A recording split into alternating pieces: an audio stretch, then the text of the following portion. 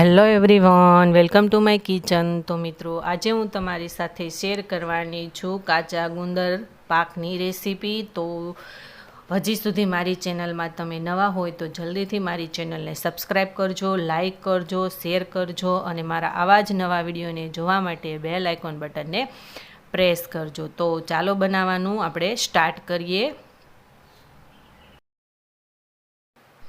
તો આપણે મીડિયમ સાઇઝનું એક આવું નાનું બાઉલ લઈશું અને મીડિયમ ગેસની ફ્લેમ ઉપર આપણે બાઉલ મૂકીશું અને 4 ચમચા જેટલું આપણે ઘી એડ કરી દઈશું। અને જો વધારે ઘી જોઈતું હોય તો વધારે એડ કરવાનું અને ગરમ થઈ જાય એટલે આ રીતના આપણે એને હલાવી લઈશું। અને તેમાં આપણે અડદનો લોટ છે તે એડ કરી દઈશું 2 ચમચા જેટલો અને આ રીતના આપણે હલાવી લઈશું। અને જો તમને વધારે એડ કરવો હોય અડદનો લોટ તો તમે કરી શકો છો અને આપણે સતત આ રીતના હલાવતા રહીશું। તેમાં આપણે ગઠ્ઠા ન રહે એનું ધ્યાન રાખીશું અને આ રીતના બબલ્સ પડે ત્યાં સુધી શેકાવા દઈશું અને તેનો રંગ આપણે બદામી રંગનો થવા દઈશું।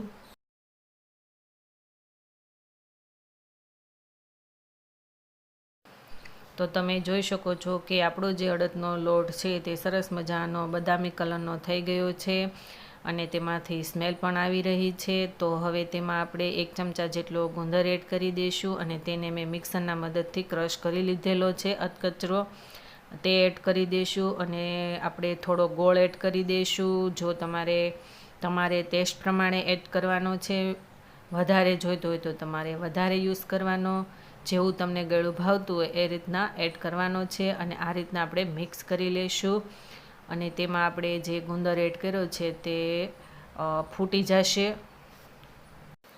તો તમે જોઈ શકો છો કે આપણો જે ગુંદર પાક છે તે સરસ મજાનો રેડી થઈ ગયો છે। તો તેને આપણે એક પ્લેટમાં લઈ લઈશું।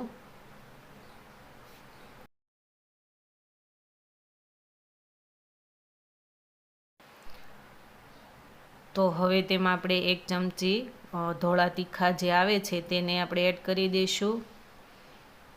થોડા આપણે સૂંઠનો પાવડર એડ કરી દઈશું।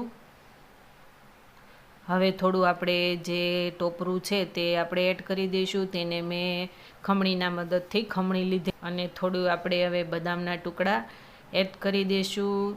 તમારે જેટલા બદામનો યુઝ કરવો હોય એટલો તમે કરી શકો છો।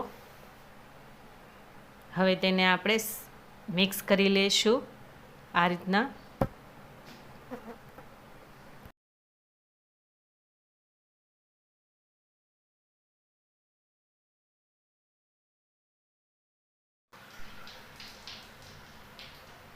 તો તમે જોઈ શકો છો કે આપણો જે કાચા ગુંદરનો પાક છે તે સરસ મજાનો રેડી થઈ ગયો છે।